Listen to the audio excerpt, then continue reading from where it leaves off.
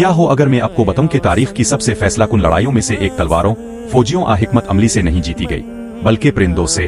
वो अब आमरिंद इलाही तरफ से भेजा गया एक लश्कर। सर तसव्वुर साल 570 है। एक जालिम अब्रहा मक्का पर एक वहशी हाथी और एक ही मकसद के साथ मार्च करता है, कबा को तबाह करना, खुदा का घर। लोग बेबस हैं, खात्मे का सामना कर रहे हैं। उम्मीद खत्म होती दिखाई देती है। फिर आसमान तारीक हो जाता है, बादल नहीं बल्कि छोटे परिंदों अबाबील की कई टोलियों से। हर एक के पास पकी मिट्टी के पत्थर हैं। वो इंतकामी तूफान की तरह उतरते हैं। एक पत्थर और एक सिपाही लड़खड़ा जाता है, दूसरा और ताकतवर हाथी गिर जाता है।